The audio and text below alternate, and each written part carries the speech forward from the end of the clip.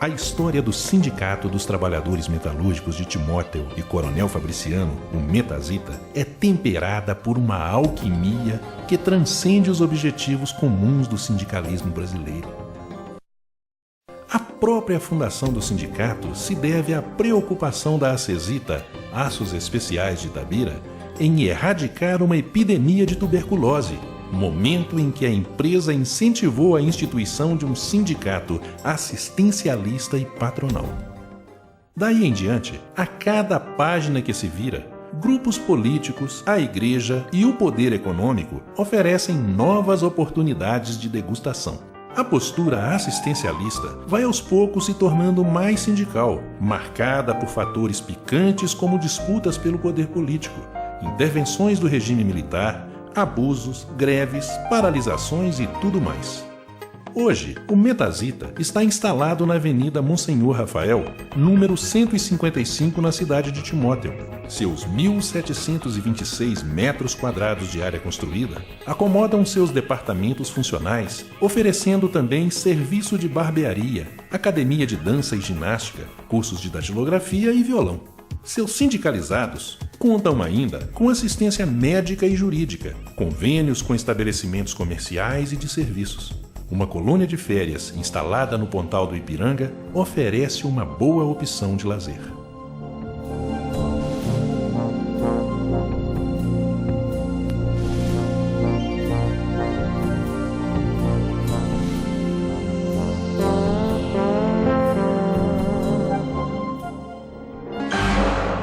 Entretanto, mais importante do que apoio assistencial, a própria história do Metazita se faz mais relevante para celebrar seu cinquentenário. Contando com depoimentos de personagens ativos desta importante entidade, vamos tecendo o perfil ideológico de cada época e de cada gestão, devendo ser levado em conta que cada declaração é um ângulo de visão, portanto, particular de cada um.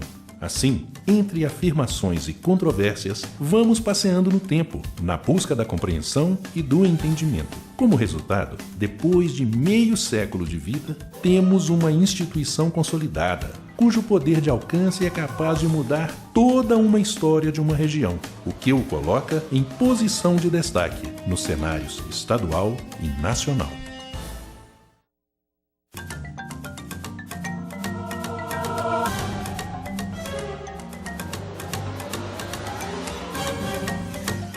Nasceu de um problema médico. A tuberculose, que através de uma estatística feita pelo Serviço Nacional de Tuberculose, e um identificador do Ministério do Trabalho, que estava na época aqui na Acesita, me sugeriu a formação de um sindicato através do qual eu teria a oportunidade de descontar mensalidades e manter a assistência à tuberculose. Foi quando surgiu um deputado do PTB, que era recém-fundado pelo Getúlio Vargas na época, e que quis, na oportunidade, entrar, além da campanha política, lançar já a semente da República Sindicalista com a qual o Jango sonhou. O senhor escreveu assim, me vende esse cartão. Aí o cliente pegou e deu o cartão, o senhor deu o dinheiro para ele e foi embora. No outro dia saiu em manchete, né, no estado de Minas, que o jornalista Simvar Siqueira estava naquele momento no Ministério do Trabalho para verificar se de fato naquela entidade estava registrado um fundo de socorro que se Acesita. E eu me lembro que o Simvar Siqueira tinha inimigos pessoais. Ele prejudicou demais alguns operários e não foi honesto. A gente é testemunha disso. Não, porque ele queria seguir o programa político dele. E se ele não fosse por ali, ele não seguia, né? Mas houve um bom senso de mandar um representante neutro, que é o Acesita, que constatou a seriedade da coisa, de tudo, e que se tornou um defensor nosso lá. E daí é que nasceu a luta e o atual sindicato.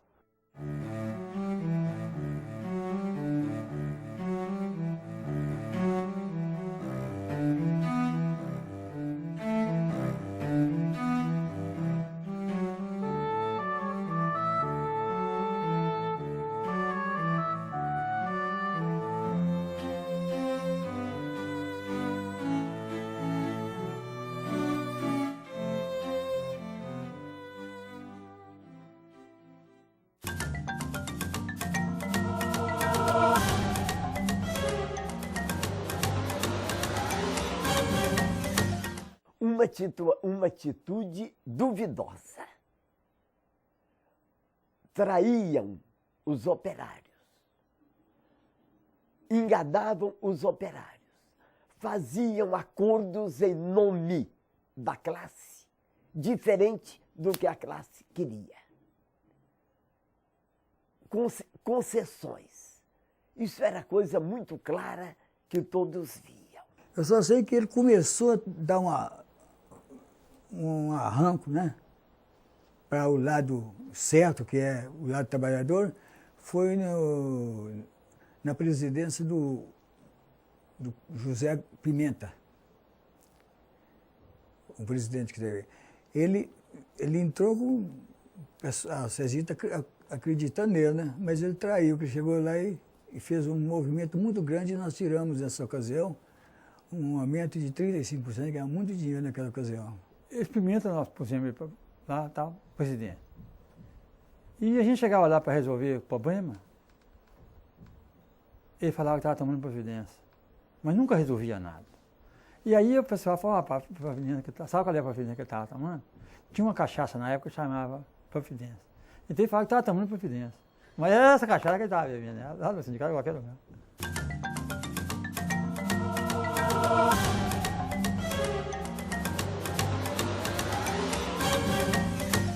Havia uma resistência muito grande da Usiminas com o sindicato. Nós tivemos sérias dificuldades e essas dificuldades é que gerou o 7 de outubro. Porque no dia 6, esse detalhe quase ninguém sabe, quase ninguém conhece, mas no dia 6 de outubro nós tivemos uma primeira assembleia reivindicatória na Usiminas. Nessa assembleia os operários desabafaram. Eles colocaram para fora as injustiças cometidas pela Usiminas, as coisas que aconteciam lá dentro, que ninguém tomava conhecimento, porque era tudo fechado. Então estava no horário dos caminhões saírem de lá de Ipatinga e a vigilância segurou o pessoal, fazendo vistoria em marmita, em qualquer coisinha que a pessoa estava na mão. E aí gerou um tumulto na portaria e começou uma confusão. Os operários resolveram forçar a saída e saíram. Nisso a vigilância chamou a cavalaria.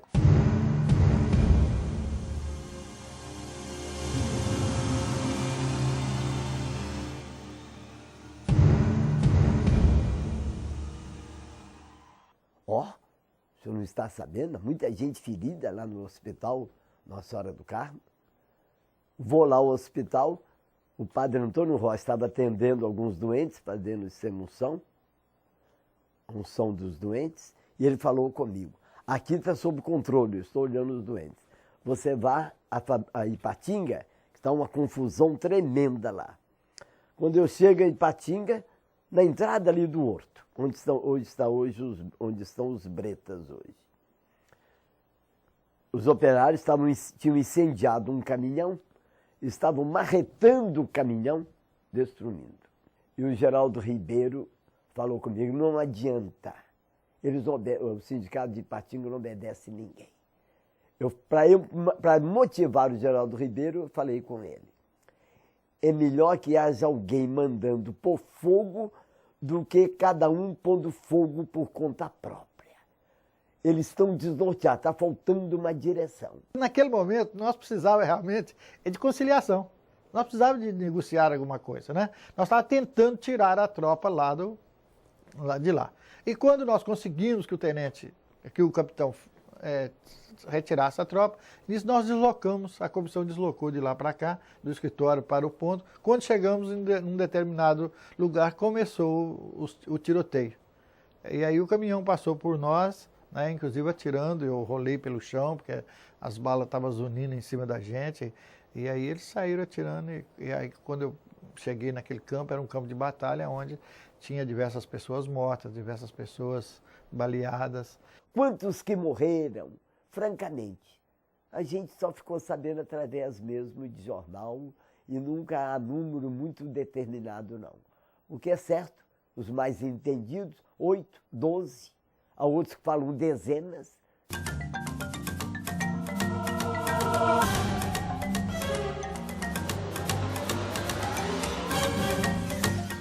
Olha, era onde o filho chorava e a mãe não ouvia. Porque se você chegasse no trem de chapa para reconhecer o Pantaleão, você não ia ver quem era o Pantaleão, se era um dos capítulos que estava ali dentro.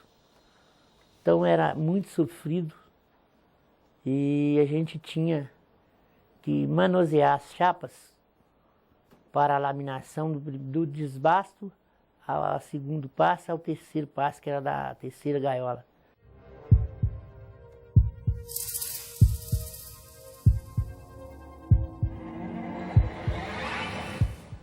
Então, essa fumaça vinha para as pessoas, eles trabalhavam com a máscara, você não conhecia isso.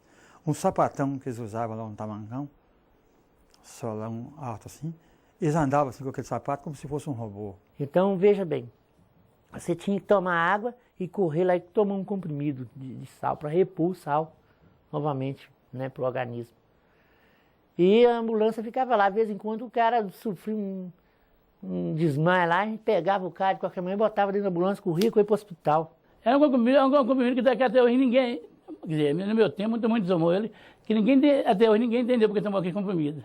Na época tinha um tal de Degres que cortou a folga deles. Falou, não, está folgando, não vamos tirar a folga. Você tinha que trabalhar meia hora e folgar meia hora, que eu achava que era pouco. Aí um lá não estava aguentando, pegaram e deram um tiro de garrucha nesse Degres. E ali foi a gente para pegar, a polícia aí era vigilante, comandada pela companhia, foi gente lá para pegar o cara para sair. Então a turma falou, então nós, a partir de agora não trabalha mais, parou o trem de chapa, no peito da rádio. E o Geraldo Ribeiro, então, encontrou com esses trabalhadores, que ele era o presidente, encontrou com eles, já tinha deflagrado o movimento, e falou, não, a briga suas é minha também, eu vou assumi-la e vou tocar à frente. E realmente assumiu, e na época ele coordenou e dirigiu uma das grandes greves da CESITA, um dos grandes movimentos que trouxeram mudanças significativas com relação à segurança, ao relacionamento do chefe com o subordinado, e em síntese é isso.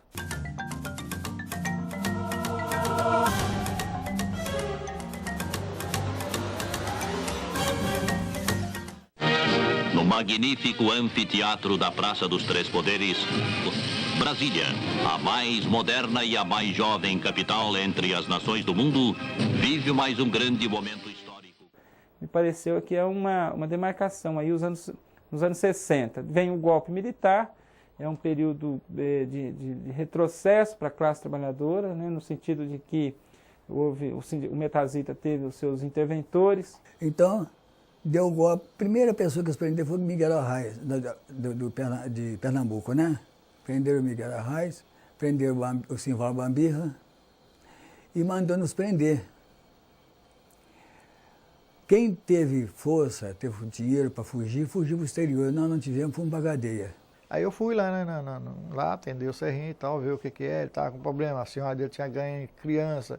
Eu tive que ir lá para a casa dele, quando eu cheguei lá na casa dele para dar notícia à senhora dele que ele estava bem, a polícia militar tinha cercado a casa dele, inclusive com metralhadoras. E nisso eu tive que dar fuga para ele, né? Foi aí que foi a trabalheira, porque eu corri risco seríssimo, porque num momento daquele, enquanto a polícia toda estava procurando ele na região, como taxado como um comunista, um elemento perigoso, né? Eu tive que dar uma fuga para ele, como dei fuga para outros elementos também ligados ao sindicato, que eu achava que não era justo que eles caíssem na mão da polícia. Então, no regime militar, os trabalhadores eram muito mais oprimidos na sua forma de organização do que posterior ao regime militar. Mas também os trabalhadores dão uma lição muito grande, que eu penso que a literatura, penso também que a sociedade em geral desconhece, né?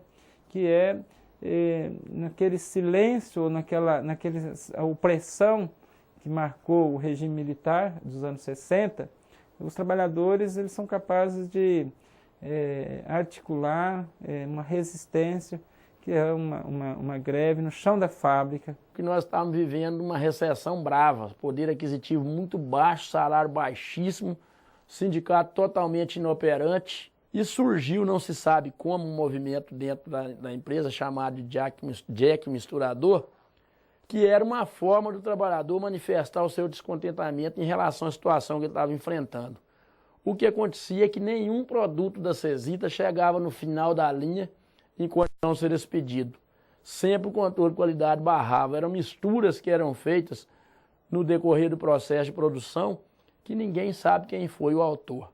E a empresa, ao começar a avaliar aquilo e perceber que era a manifestação de descontentamento dos trabalhadores, de repente, de um momento para outro, ela, sem nenhuma reivindicação do sindicato, sem nada, ela resolveu dar uma reviravolta e deu um aumento de salário que superou a casa dos 100%. Passados os tempos, a Cesita então ela lançou um tipo de chaveiro, que no momento eu não recordo muito bem, né? Chamava-se Jax Nunca Mais.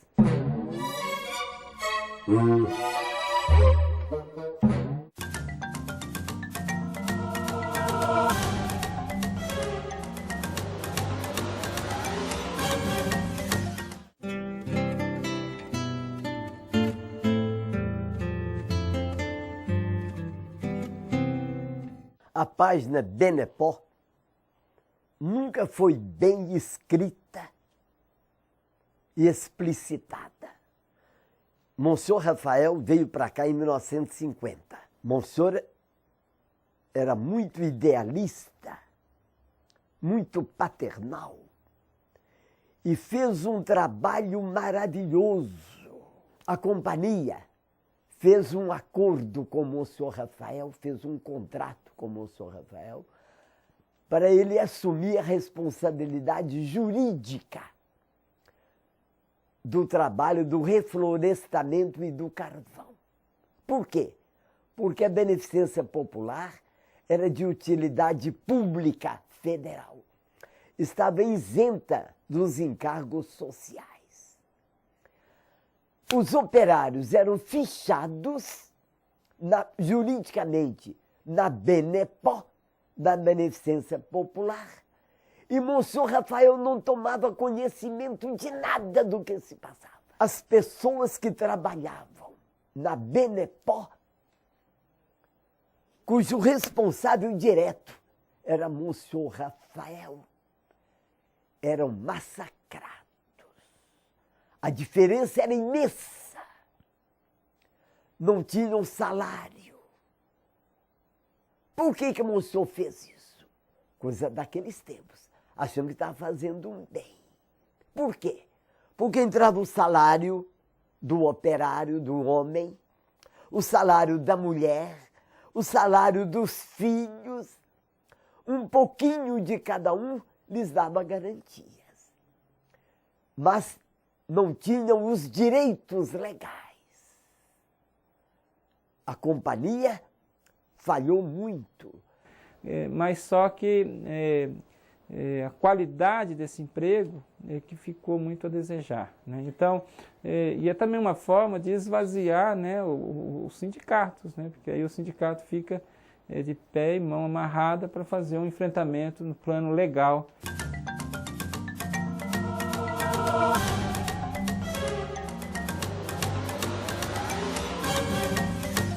O racha, que assim, é expressão dos anos 80, quer dizer, no processo de redemocratização, chamada transição para a democracia, quer dizer, no mundo do trabalho explicitou-se, então, as diferentes posturas, no mundo sindical, as diferentes posturas. Nós tivemos, então, a fundação da CUT e junto com, ao mesmo tempo, também a formação da Central Geral dos Trabalhadores, quer dizer, a CUT defendendo um sindicalismo classista, um sindicalismo comprometido com os interesses históricos dos trabalhadores, o que foi chamado do novo sindicalismo, né, organizado na base, através de comissões, através de sessões sindicais, delegacias, etc. E a CGT, na época, vamos dizer assim, né, muito identificado com aqueles sindicatos, aquela estrutura sindical criada pelo Getúlio Vargas e consolidada aí ao longo desses anos 50, 60, 70, enfim.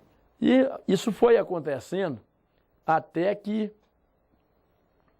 o momento em que os trabalhadores organizados começaram a entender que era preciso estar mudando aquilo, e aí aparece a figura do Almir de Figueiredo Murta. E o Almir acabou sendo presidente do sindicato, fez um bom mandato, porque era um cara, como eu disse, muito inteligente, se reelegeu, mas nesse segundo mandato as coisas já começaram a não acontecer muito bem. E o Murta foi levando a turma bem. Mas depois ele entrou pro lado das bolas também, aí era pôr para fora. Nós tivemos que pôr Murta para fora também.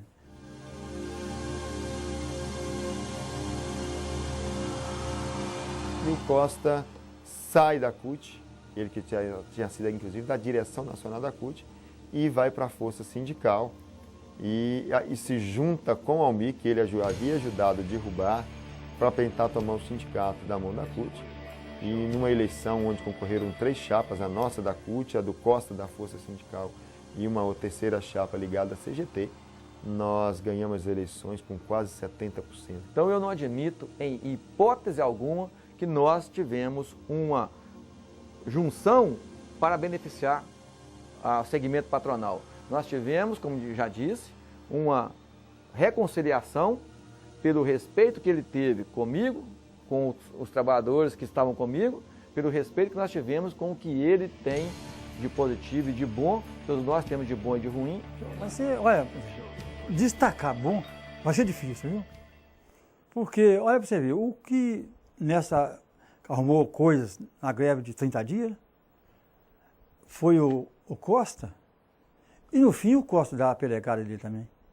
Tá vendo? Então, como é que você vai pegar e falar assim, este aí foi bom? Mas, na verdade, você acha que ele abalou bastante internamente a CESITA. Eu era funcionário da CESITA, né? Entrei em 86, então não fiz parte dessa história, mas o que a gente sentia, né? E eu tinha parentes meus que trabalhavam na CESITA que ficavam pensando, né, o que seria. Como eu disse, foi as grandes conquistas que começou a ter o movimento sindical na década de 80, iam ver perdida nesse momento. É muito importante que a gente conclua. Nós fomos, enquanto dirigentes sindicais, vacilantes. Nós não poderíamos ter cedido a nossos interesses pessoais e ficar degradando e brigando um com o outro em função dessas questões já colocadas. Nós deveríamos ter relevado essas questões na época, ter mantido a solidez do nosso movimento, porque hoje a nossa história seria outra, bem diferente, no campo da positividade para com os trabalhadores.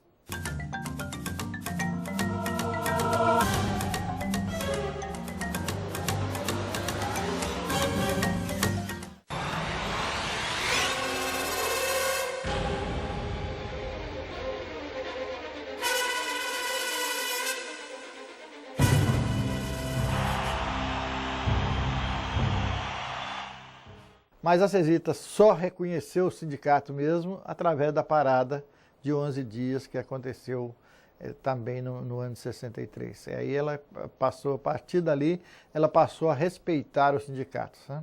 Mas antes, na verdade, ela tinha um certo domínio sobre o sindicato. A diferença é que antes, por ser uma par estatal, você tinha como cobrar do governo uma responsabilidade social. Isso facilitava um pouco, mas não todo, ao ponto de nós termos tido uma greve de 21 dias em 87, em 88 uma de 24 dias. Então, nós não temos nada que nós ganhamos.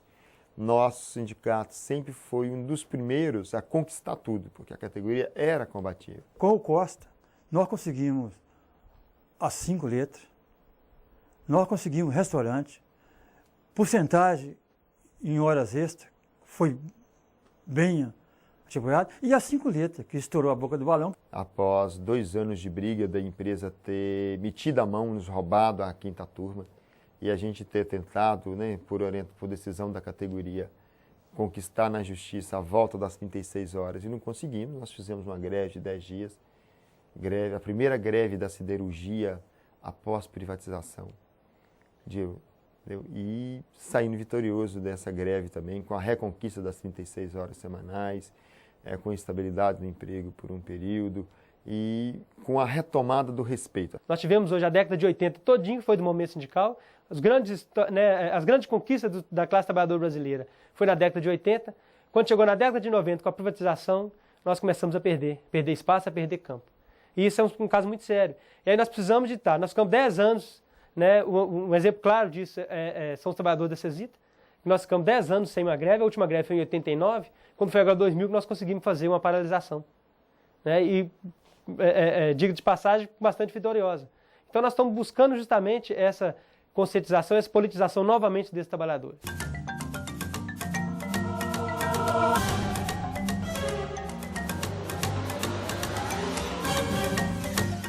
Em um período que a década de 90 a gente fala que foi um período dos patrões, foi um período que o movimento sindical brasileiro, de um modo geral, no mundial, né, talvez com exceção da Coreia, ele declinou, né, foi um período que o projeto neoliberal ganhou uma força muito grande e nós aqui fizemos movimento de resistência. Desde 88 para cá que a gente começou a fazer uma discussão, né, no município, estruturar o Fórum Municipal em Defesa, né, da CESITA e contra a privatização.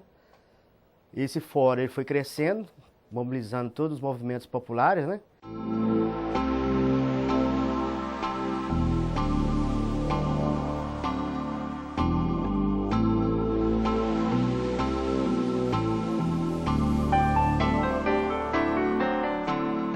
Após a privatização das Minas, onde foi distribuído juros, dividendo, bastante dinheiro para os trabalhadores, nós que até então tínhamos uma mobilização contrária à privatização, isso acabou frouxando um pouco, os trabalhadores acabaram aceitando essa privatização e poucos meses após a privatização eles começaram a pagar um custo extremamente elevado por essa privatização.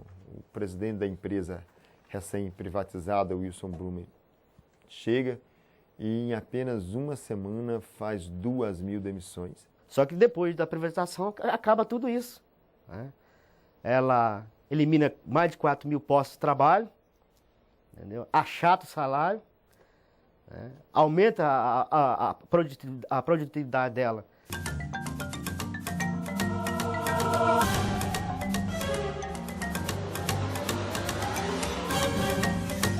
Então a gente considerava uma mãe. E quando a gente também não tinha aqui escolas, a CESITA que construiu essas escolas todas. Hospital, a gente tinha uma assistência muito boa, hospitalar. Principalmente no tempo do Dr. Pedro Guerra, que era diretor, né? E residências. A gente não pagava aluguel. Não tinha água, energia. Inclusive, meu fogão era elétrico. Fogão elétrico, eu trabalhava com fogão elétrico, sem pagar energia nenhuma. Não é o caso de hoje. Não. A partir do momento que ela passou a sua empresa privada, ela tem que se preocupar com essa população, mas de uma forma diferente. Então, ela não deixou, em momento nenhum, talvez, ela deixou de ser aquela assistencialista, mas ela passou a ser uma assistencialista diferente. Né? Ela passou a dirigir esses esforços de uma forma mais indireta, né? Então, hoje, ela participa de uma série de atividades na comunidade, não da forma como era antigamente, mas ela continua tendo essa participação. Hoje, o trabalho é bem duro, pelo que eu vejo falar, bem diferente. Hoje não tem essa mordomia que eles tinham, não. Inclusive, são 12 horas de trabalho, né? E hoje é privatizada, né? Já empresa particular, né? E eles estão apertando mesmo o serviço.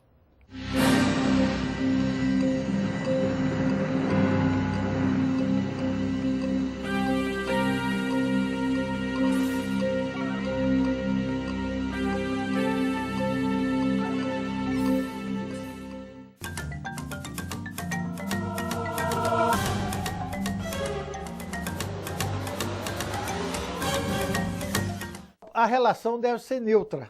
Quer dizer, o sindicato deve usar a política, mas sem um comprometimento um com o outro. Não deve haver um comprometimento do sindicato. O sindicato pode usar o político, mas desde que esse político não for lá dentro. Agora, eu acho que a diretoria do sindicato ela tem que ser neutra.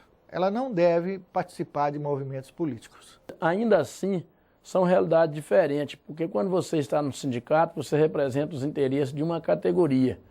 Quando você vai para as instâncias políticas partidárias, para ser vereador, vice-prefeito, prefeito, deputado, governador, e eu espero que a gente chegue à presidência da República, os nossos compromissos eles ampliam, extrapolam os limites do movimento sindical e a gente passa a representar os interesses de uma cidade, de uma região, de um estado e, por que não dizer, do próprio país. Vou completar o raciocínio aqui, teve um fato aqui que praticamente eu perdi uma eleição para deputado federal, porque tinha uma greve na CESITA, a greve comandada pelo Costa, e eu não fui à portaria fazer nenhum discurso.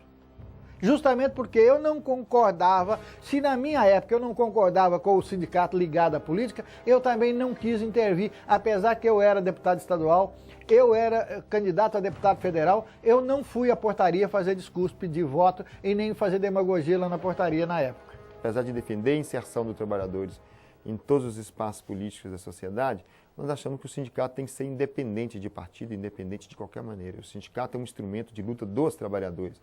E na nossa categoria nós temos trabalhadores de vários partidos e isso tem que ser respeitado. Então essa autonomia para nós ela é essencial nos nossos princípios.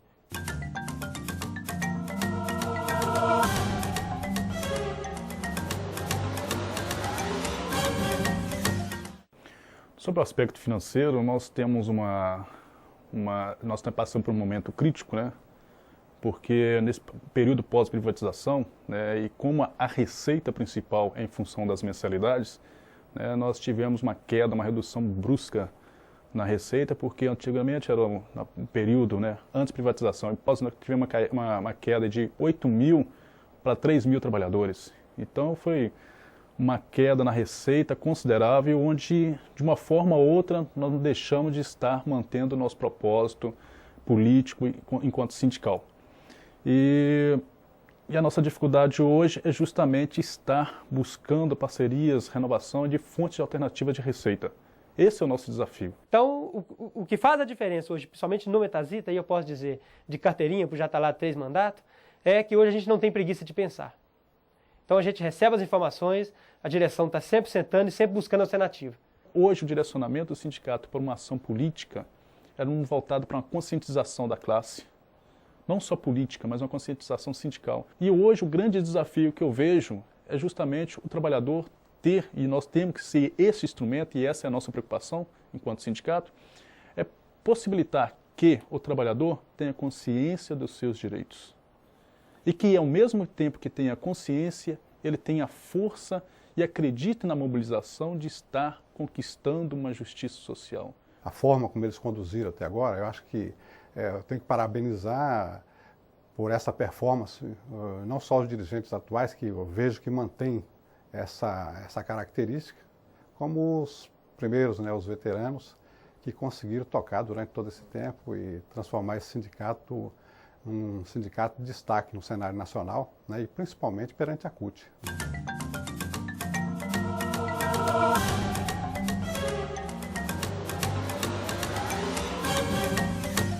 A mensagem que eu deixo para o Metazita é que o Metazita seja esse sindicato que ele é hoje, né? Que ele continue com esse mesmo empenho, que consiga daqui para frente, nas próximas eleições, manter dirigentes sóbrios, equilibrados, né? E voltado para a classe. 50 anos de luta. Não são 50 dias, não são 50 meses, são 50 anos. E essa história não pode ficar apagada. E todos os trabalhadores têm que principalmente buscar a organização.